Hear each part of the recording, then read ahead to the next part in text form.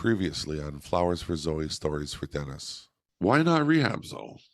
Oh, yeah, let's just get right into it, eh? I don't know. I can't speak for everybody, but for me, I mean, it became repetitive. I was almost annoyed with how nothing was different. And now, coming up on the show. What about cocaine? What about, if I used a different type of drug that's not along the lines of opiate or fentanyl, like would that be a relapse? Okay, so I'm going to ask you a really direct question then.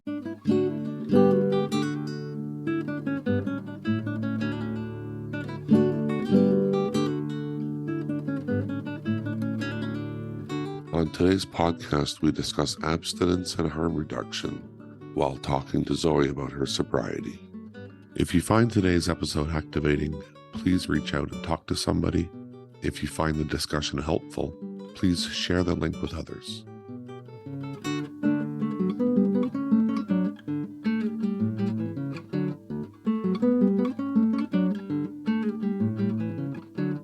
Welcome, everybody, to podcast number 23. Hello, Lara. Hi. Hello, Zoe. Hi. So here we are. We're back again. We've been podcasting regularly every week. We don't always do that. The last podcast we did was Why Not Rehab? And today we're kind of continuing on with another topic, but a connected topic. And we're calling this one Abstinence or Harm Reduction. What counts as sobriety? So here's a question I have for you, Zoe. Like, I know how important it is for you to have the freedom to be able to live your life in the way that you want. And you've been through so much this year. So I think about, with all that with all you've been through and all you've experienced, what's your wisdom around this? Like, where do you land with these options and these things ahead of you?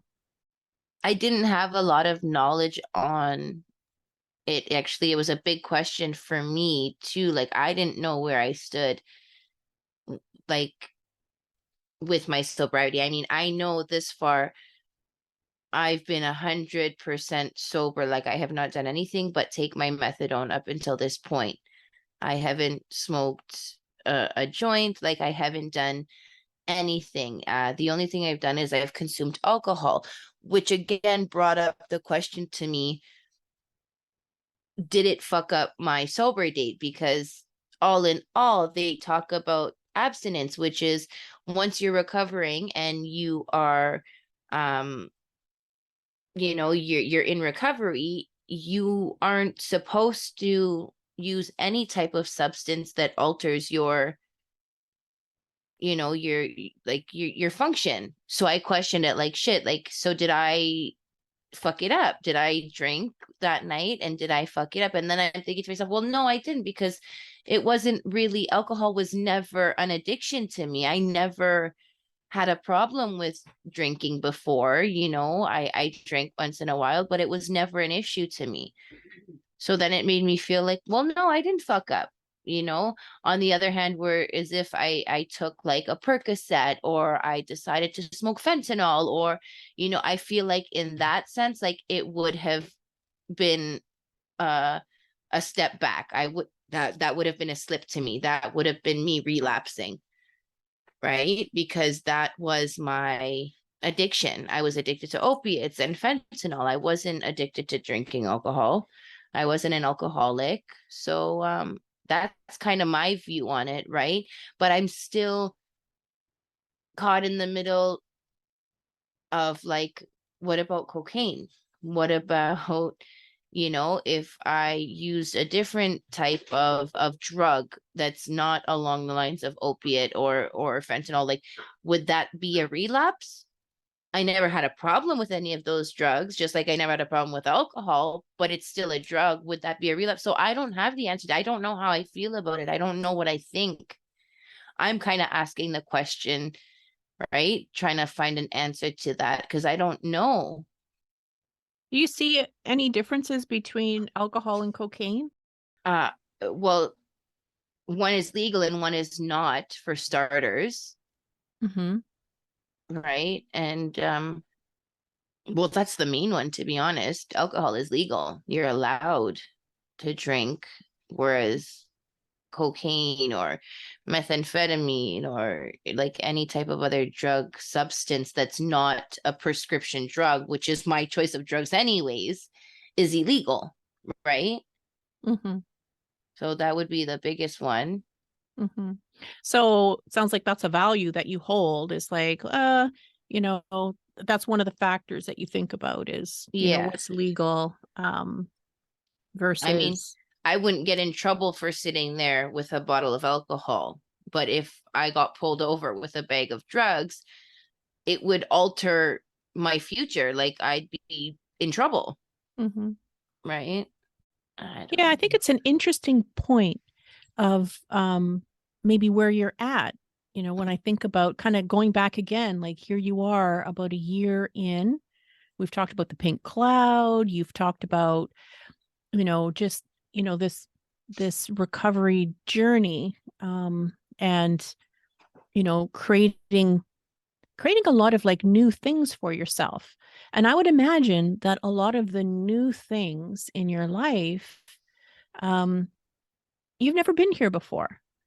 And Right. so I think about whether, you know, when you're feeling good and you feel like, okay, I've kind of beat this, I'm here. I would imagine that things that are familiar to you, like, oh, this is how I used to have fun with my friends, or this is what it meant to go out and be okay and to have fun. I would imagine that you think about these things sometimes. Mm-hmm. And now you're having to think about them through this lens of like, oh, but I'm on this recovery journey. So like what can I allow? How much can I use? What's okay? I Right. would imagine that these are things that you think about. And maybe it might even feel like you can't talk about these things because, like you said, you know, if we talk about recovery, sometimes there's this message that's kind of embedded, right? If you're doing okay, it means you're abstinent. So, is Mm-hmm. there a place for us to talk about these other things that you might be thinking about? Right. I mean, I know one other guy, and he is an alcoholic, and now he's a heavy pot smoker. Smokes pot every day. He doesn't smoke while he's at work. He only smokes in the evenings or the weekends, but he's been an alcoholic for 25 years. And he considers himself sober. Like he hasn't had a drink in 25 years, but he smokes pot. But the pot doesn't interfere with his life. But yeah, that's what I was gonna say. I think that if you're able to smoke weed, for instance, and you're an alcoholic or you're an addict in recovery, and it does not alter your life or cause problems within your uh recovery, I, I think it's okay. You know what I'm saying? I don't think it's necessarily bad. You know, there are people out there that are in recovery that do smoke weed, and it's actually it's their footholder almost. You know what I'm saying? Like it stabilizes their life in a good way rather than in a negative way. So I think in that sense it's okay. But then again, we're talking about marijuana, right? Which I see very different from any other drug. So again, but it brings me back to if alcohol was not my problem, I don't see anything wrong with going out and having a couple of drinks sometimes. Whereas other people, like we spoke about, are like, well, no, you can't do that. You're supposed to stay, alcohol and drug free from everything. You're not supposed to smoke weed. You're not supposed to drink alcohol. Like you are not supposed to do anything. I think if it's not affecting you in a negative way, I believe it's fine. If you decide to smoke marijuana and it's helping you in a positive way and it's not affecting your life or your recovery journey in a negative way, you're fine to do so. I agree with it. I think if you're wanting to go out and have a couple of drinks, but like I said, I'm still conflicted with the use of cocaine or methamphetamines or any type of drugs like that, or speed, or like, where does that stand? Can you go out and party for a night and do cocaine and it's okay, or is it just all around not okay? Like, where do I stand? I don't know how I feel about that. When you think back to the past, you might have some ideas, some values in place around what it means to have a good time, Mhm. what it means to like connect with people. They might be the memories that you hold about how those things took place in the past. And there might be some good memories attached to them. There might be some not so good memories attached to them. But nonetheless, you've kind of created this narrative around if I want to go out and party, if I want to go out and have a good time with my friends, this is how I know how to do it. One of the things that recovery programs invite is for you to kind of connect with where your values are today. Has anything changed? So if I said to you, Zoe, like, what do you see as important to your recovery goals these days? Well, obviously staying sober. Yeah.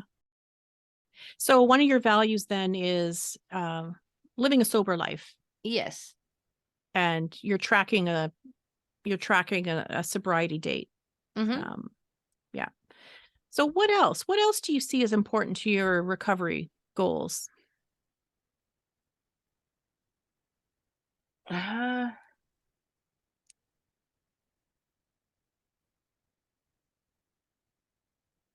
are we talking about like myself? Like, just how do I say that? Like, I know we're talking about recovery goals, but like, m- what's important to me right now, like a lot of it is my health. Like, I'm kind of, well, I'm trying to work on certain habits, like eating and my weight, and I have some goals that I do want to accomplish. So health wise, it is important to me right now. I Mhm. do. I wanna get healthy. And when I was using, I wasn't really worried about it. You know, I'm I'm now worried about it. I'm now starting to look into it. And also when it comes to um my teeth, I'm looking forward to getting them fixed, and just hygienic wise, Okay, so I'm going to ask you there's a really direct question then. Do drugs like methamphetamine and cocaine fit into your health values? can you break that down? What do you mean? Like, Do do they? those substances, do they work with your health? Like, you're talking No. about health in terms of like your teeth and your general health and Yeah. living a healthy lifestyle. And so, No, um, those do not fit in with that at all. right. What else are your values? So you've got sobriety values, you've got health values. Like, what else would you say is kind of helping you feel good in your life these days? Like, what other things have happened The or do you have trust, going on? Okay. family, and trust. I've built so much trust back, and that's something important to me. Hmm. Yeah. Actually, I just talked to my kids about that. We had a pretty good conversation just before this podcast about some things going on, and we spoke a lot about trust, and that's Hmm. something huge to me. That's massive right now. Like, I don't even know how to explain it. It's very important to me. So, same kind of thing, right? Like, we're not, Those don't fit in with that at they don't, all. No. they don't fit in.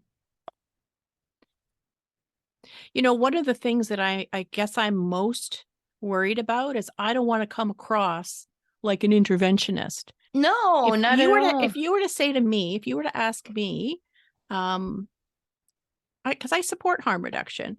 But when you say, hey, I want to go with my friends and have a few drinks and maybe do a bit of blow, I'm like, no. Yes. Because I'm listening to you talk about your value around sobriety, your value around health, your value about like trust with your kids and your family. And I guess I'm watching these things build up for you. And so it has me, like, my red flags are going up for me, going, I get it. I get the desire to want to go out and have fun, but it makes me a little worried. Mm-hmm. It makes me a little worried about all of those things that we've talked about, right? Like, oh, but what if it slips you back? Or what if, it just replaces one, in other Yeah. words, one evening of a good time, what if it sets you back? Oh, And for sure. I don't want that for But you. those are questions that I have, that not only I have, but probably a bunch of other people listening to us right now have. Mm-hmm. So that's why that question is so big. Like I said, I've never had a problem with alcohol. I've never had a problem with marijuana. I've never had a problem with crack cocaine. I've never had a problem with methamphetamine. Like, I haven't even done, I haven't done those uppers before, like I've done cocaine in my life and stuff, but I've never even tried anything like speed or acid or methamphetamine or anything like that to even know what it's like. But I know other people have. So that's where my question is, right? What is a setback? What's a holdback? What's okay and what's not okay, right? Like, me personally, like, I didn't even drink. I think the first time I drank was like a month or so ago. The first time I had a couple of drinks since getting sober. And even then, I felt guilty for like 3 days after I drank. I felt so guilty, even though I did nothing wrong. I felt very guilty, and I didn't feel good. Like, I just didn't feel right, which brought up that question, did I fuck up? And it's like, but no, because I didn't have a problem. I don't think I messed up in any way, but I did. I felt very guilty for days after, and I couldn't explain why. Like, I didn't know why. So I don't know. But So when you think back to it now, what do you think? Has anything changed about how you think about it? eh, well, I just know it's gonna be a long time coming before I drink again. Like, I'm just, yeah, Is it? yeah, Oh, you didn't like it? Or is it the guilt feeling? yeah. That's the feeling after. It just doesn't. That good few hours just,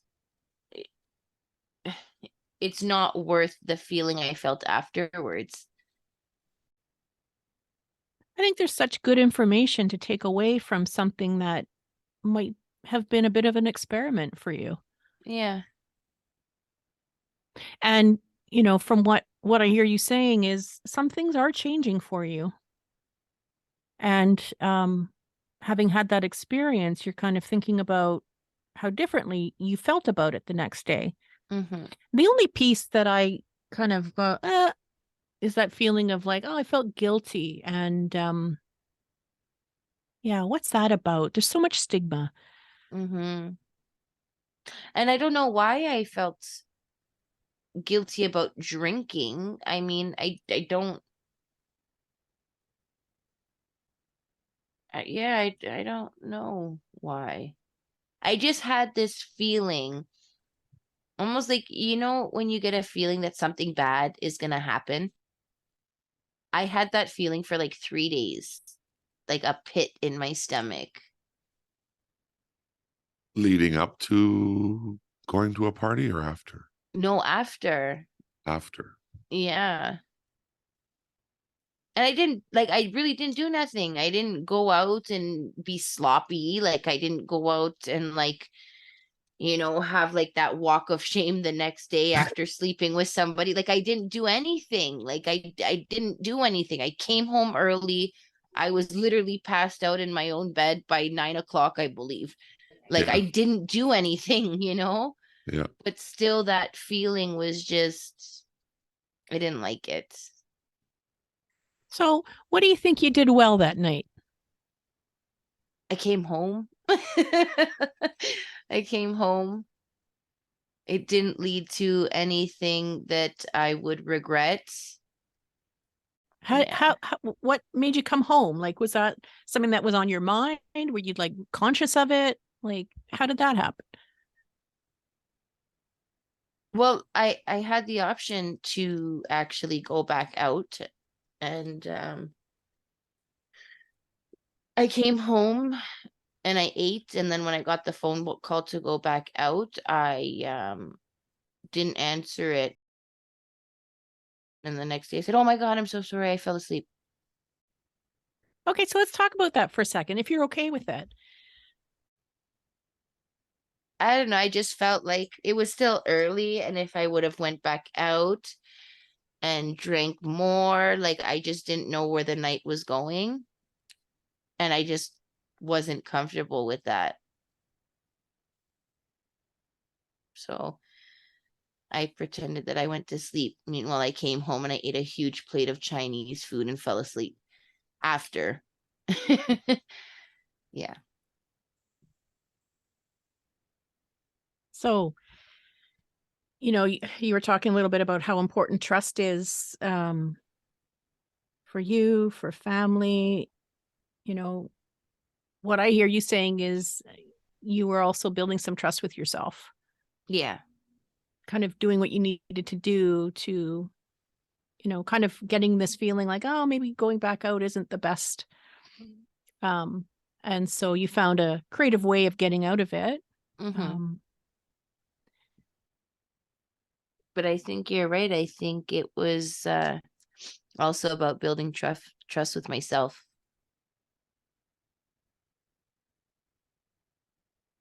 Yeah.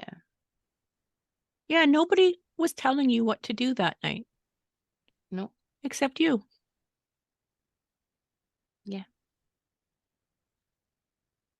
Yeah. Yeah. I didn't look at it like that before, and like until you brought it up. I did not see it like that. But now the feeling I get about it's true. I was building trust within myself. I had nobody telling me what to do. Nobody telling me what I could or couldn't do. Absolutely nothing. It was a decision that I made myself. You pointed out the other day, I've been really taking responsibility for uh just myself and my actions. I don't know, what were we talking about the other day? Zoe was talking about her kitten, and she said to me at the time, I thought the kitten was just horrible. It was always messing up, always never listening, always getting into trouble, not Pissing on pissing on laundry, like, clothes and laundry. And then she says, but now I realize that's when I was using, and I did not take care of that cat the way I'm taking care of my cat now. And it was yeah. kind of like one of those epiphany moments.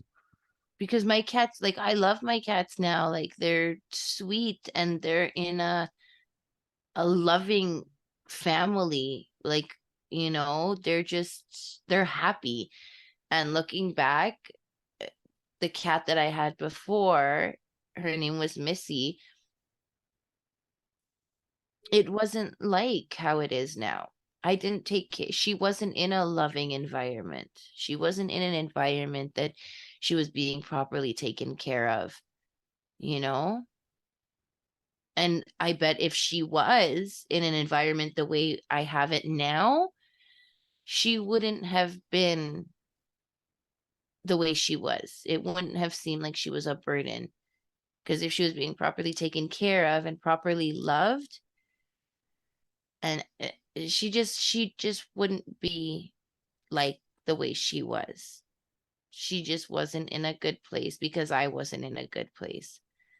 I didn't clean up her litter area, like, she was pissing on clothes, and then she just would not smell good, and I wouldn't want her in my room, and like I just wasn't able to take care of myself, let alone an animal. And I would always blame her, and I would kick her out of my room, and I'd be like, why the fuck are you just like this? Like, and I would always put the blame on her, and it wasn't her. It was the environment I had her in. It was how I took care of her, right? Which wasn't the proper way at all. I was not I wasn't taking care of her right. I just wish that I could have her back, Missy, and show her a good environment, a loving family that I didn't show her before.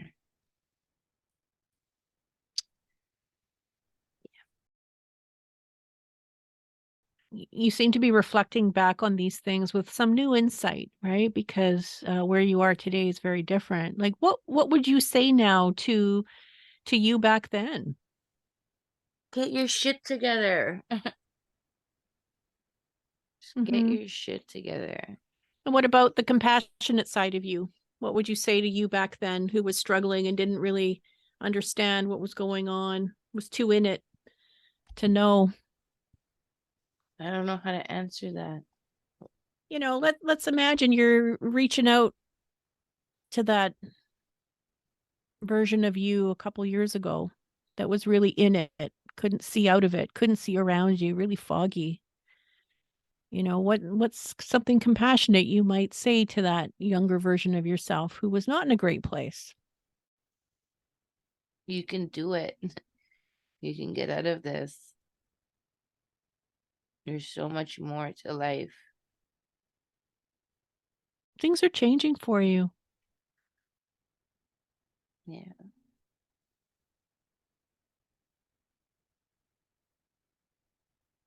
I just feel like lately I'm really reflecting on the past a lot.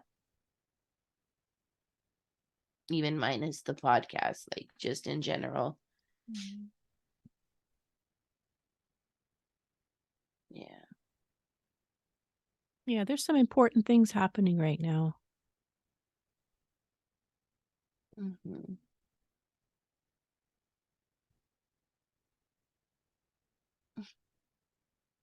I wanted to read something that your dad wrote. Because when I was thinking about the topic today, just this topic of like abstinence, harm reduction, that process. I don't know whether we've explicitly said it or not, but, deciding what's right for you can be a process. And, some of it includes like stages of change and trial and error and new insights that develop and new ways of thinking and feeling about things and readiness. Like there can never just be one prescriptive way of doing this. But everything that I've learned so far, people have stories, right? They have stories of what their recovery journey looks like. And anyway, I found this poem that your dad wrote, and it makes me think about that process.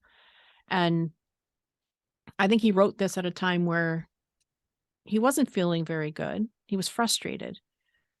Anyway, it's called No Thanks. No, thank you. I decline. I don't want you anymore. Something I have never felt. New feels. I don't like it. All or nothing. All or nothing at all. Forever extremes, it seems. Never a medium. No middle ground.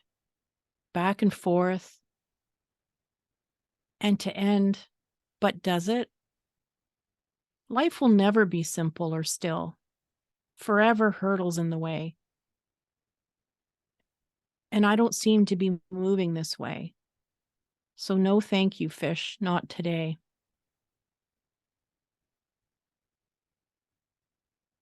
Wow. Oh, that's really nice. Isn't it? That's You got to send that to me. How'd you find that? Yeah, I got a copy of it. He had it written down, so I took a copy of it. When he lived in BC? Yeah, he wrote that back in 2009. I ask myself, so how am I supposed to support Zoe in this? Like, I can't say, yeah, that's okay with me. And what I do is when I have a question about Zoe, I ask Dennis. And he came through loud and clear. Let Zoe do this. Like, she's got this. That's what he says to me. So that kind of leads me up to my next question, Zoe. And forgive me for minding my own business. That starts after the podcast. But I'm curious. And why would you, if you envision yourself, you're out, you're at a party, you're having a great time, you're excited, and then maybe you drink a little too much, and then an opportunity comes around to do cocaine. Mm-hmm. Why would you want to in the first place? And I mean that like extremely naively. Is it to just have a good time? Is that basically what it comes to? Like, why would you choose to do it? Well, it kind of brings up what Auntie Lara said before. It's kind of what you're used to, what is your norm of going out and having a good time? Well, that was the norm. Oh, that was just normal. It just went along with going out and having drinks, doing cocaine. did you have an opportunity? When? Recently? I don't know. Yeah. No. You never had the opportunity. Okay. Mm-mm. No. You were just thinking about it. Yeah, I was just thinking in general. Yeah. Okay. Yeah. Yeah, those are the last two things I wanted to say. Okay. So I have a question for you, Daniel. Finally. I love talking. Well, all of this has me wondering about, how you're doing with all of this. And it gets me thinking a little bit about, I want to ask you if you're feeling pressured in this somehow. Like if you feel like, are you feeling some pressure? Like you have to somehow ensure certain things happen? Like, I'm just curious about yeah, absolutely. what's going on for you. Well, to speak bluntly, if 3 years from now I'm dealing with Zoe's death, I would look back and say, what could I have done? Right? Same thing I asked for your dad. So I ask myself that every day.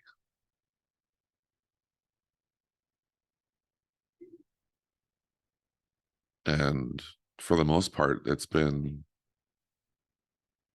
Zoe's got this. And just watching her go.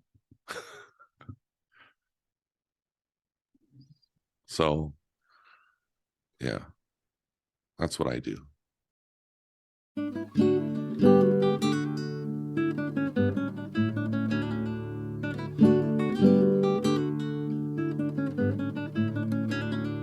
Did I answer the question? Yeah. Yeah. Did he? Well, he answered it in the way that, it came up for him. Maybe this is another topic for another day.